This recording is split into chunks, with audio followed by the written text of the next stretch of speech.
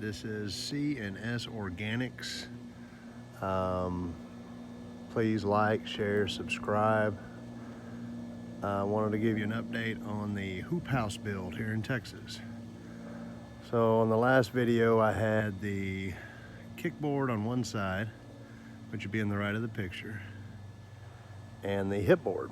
I did not have the ridgeline or this hip board on this side, or the kickboard here, or this end kind of framed in. I'm going to kind of walk you through from the last video till now what I've done. The sun's setting. I'm kind of in the shade right here, but the sun's setting, so I'm going to try not to blind you guys, and we'll go over some stuff that I think y'all will really enjoy. So like I said, I'm going to try not to blind anybody. So it's a 1x4 hip board, 5 foot off the ground. I'd mentioned before I needed to do some type of bracing. I did not want to brace from here out here in the yard, because then I'd have to mow around it, I'd have to weed eat, and I didn't want to have to do that, or I would trip over it, or the dogs would run into it, or just whatever it could be. So I had these 10-foot 2x4 treated post, and basically I screwed it in up on the top, at the bottom, got the wall square as best I could. I mean, it's not perfect, but it's level with a level. You know, kind of looking at it, it looks like it's a little bit of an angle on one side, but I adjusted as much as I could, and it's gonna work. I also went through and all of the 2x2 post, you remember I drove in every 4 foot. So it was right in between each. I went through and trimmed those off, flush or just below flush on all those posts.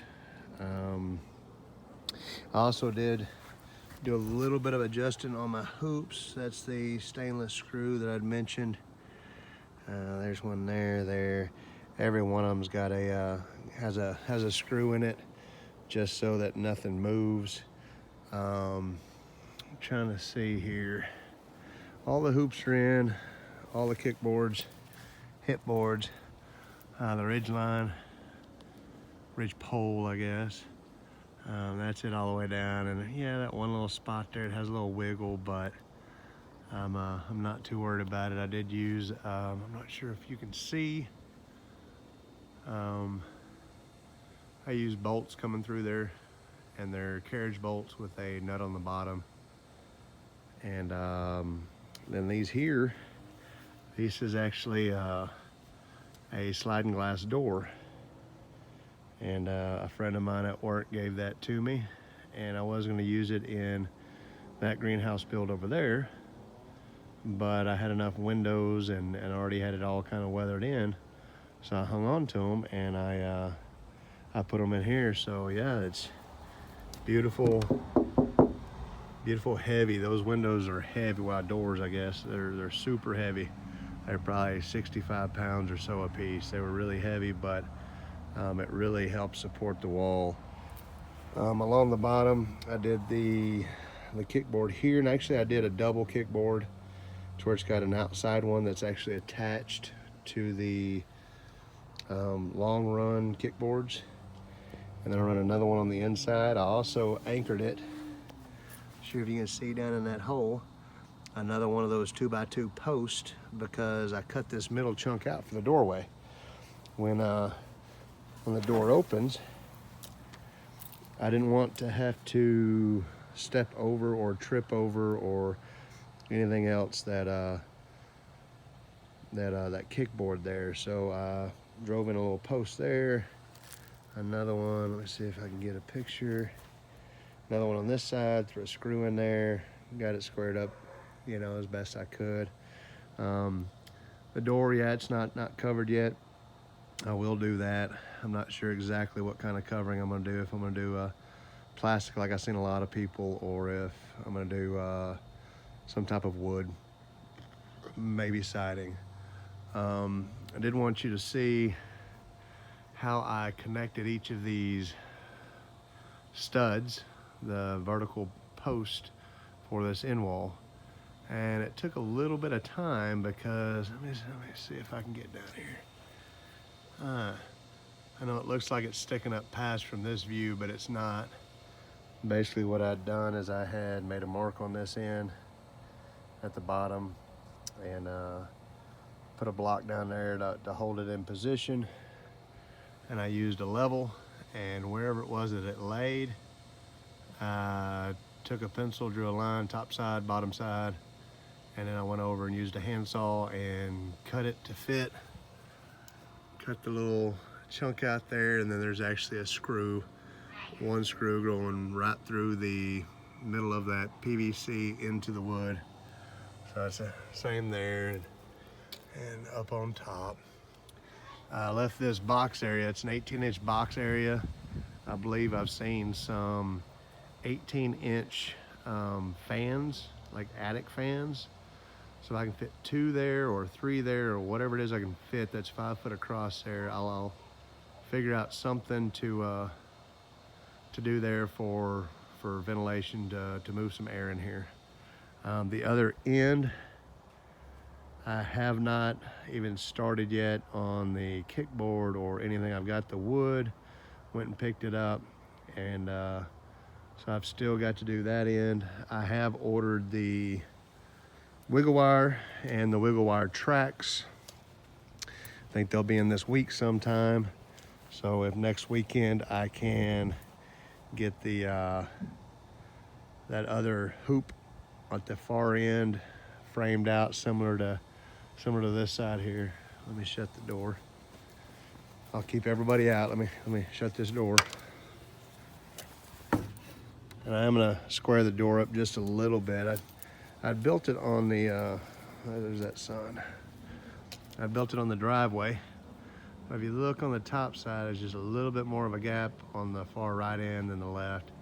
And so I can undo the middle, undo one of the sides, and I can adjust that a little bit, tighten it back up.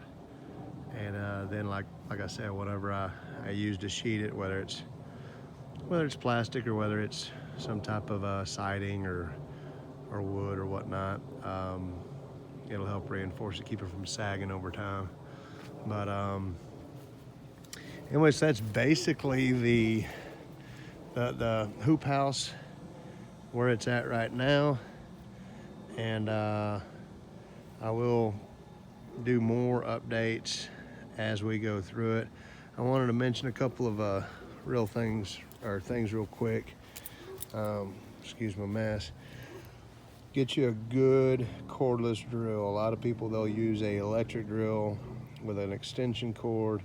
That's great. They've got a lot of power. These guys here have got probably just as much power, and you're not tripping over cords all day.